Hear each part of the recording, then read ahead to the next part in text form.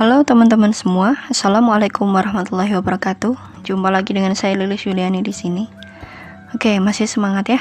Hari ini kita akan membahas tentang cara membuat persamaan garis lurus yang tegak lurus dengan garis lain. Nah, ada 3 materi sebelumnya. Nah, saya sarankan untuk teman-teman menonton sebelumnya ya. Linknya ada di deskripsi di bawah. Dan teman-teman pastinya jangan lupa untuk subscribe dan nyalakan tombol lonceng notifikasinya biar teman-teman gak ketinggalan update video terbaru dari kita. Oke, lanjut saja. Nah, persamaan garis lurus yang tegak lurus dengan garis lain, satu hal yang harus teman-teman perhatikan pertama kali adalah gradien. Gitu. Gradien di garis tegak lurus itu tidak sama dengan yang sejajar atau yang biasanya gitu. Jadi gradien garis tegak lurus. Garis tegak lurus yang gimana sih? Garis tegak lurus itu yang berpotongan membentuk sudut siku-siku. Gitu. Jadi ketika hanya berpotongan saja tidak membentuk sudut siku-siku ya berarti dia bukan tegak lurus. Gradiennya itu dia tidak sama, M1 tidak sama dengan M2 dan jika dikalikan M1 kali M2 itu nanti hasilnya adalah negatif 1, maka mencari M2 adalah negatif 1 per M1 gitu. Kemudian kita juga menentukan sebuah titik yang dilalui oleh garis yang akan kita cari persamaannya gitu. Oke, langsung saja. Di sini kita akan menentukan persamaan garis Q. Garis yang kuning ini. Nah, garis Q ini kita cuman punya satu titik yang dilalui. Kita masih perlu cari gradien. Gradien itu bisa dicari minimal dari 2 titik gitu kan. Maka kita memanfaatkan garis P karena dia posisinya tegak lurus. Kita cari dulu gradien garis P. Gradien garis P di sini 2, di sini berapa ini? Jaraknya adalah 6. 6 kok 3 sih? Kemudian karena dia arahnya ke kiri, garis P ini arahnya ke kiri, maka negatif 2 per 6 kita sederhanakan menjadi negatif 1 per 3. Sekarang dari garis P kita cari garis Q. Gradien garis Q, mencarinya negatif 1 per negatif 1 per 3. Hasilnya berapa? 3. Caranya gimana? Perlu nggak?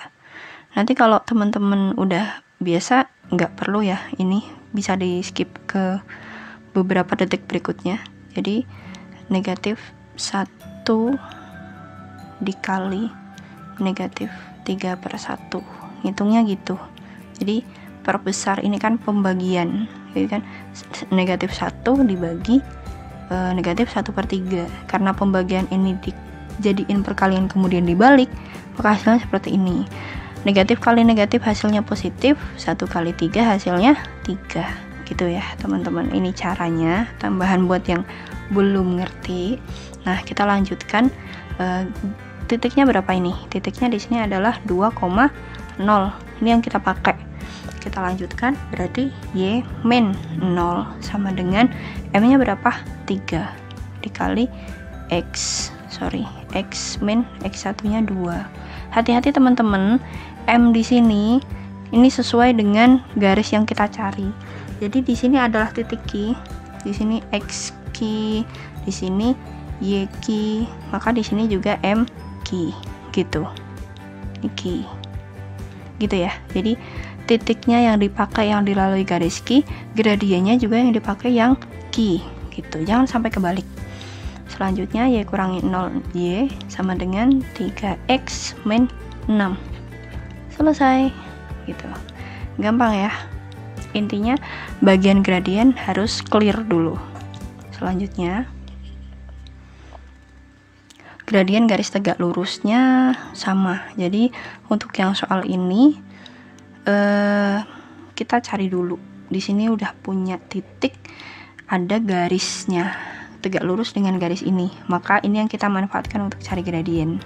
Gradiennya berapa di sini? Ini ingat bentuk implisit berarti negatif A per B. A-nya berapa? Negatif 1. Negatif B-nya berapa? Negatif 3. Maka hasilnya adalah 1 per 3.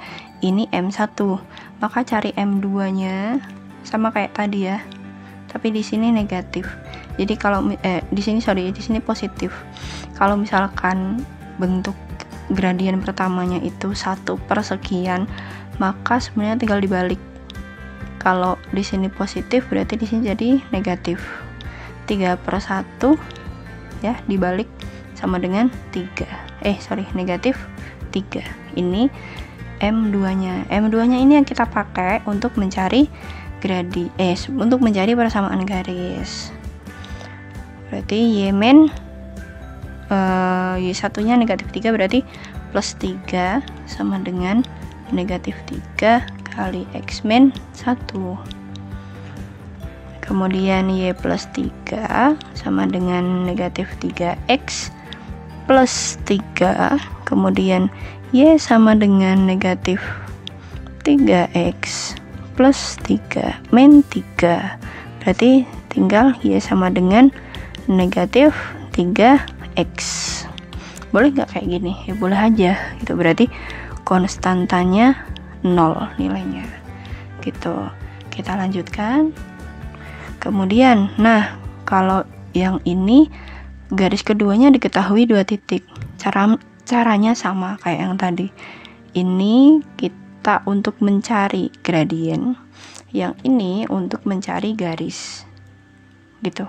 Jadi persamaan garis yang melalui titik ini, berarti ini yang digunakan untuk titiknya, kemudian ini digunakan untuk mencari gradien. Kita cari M1,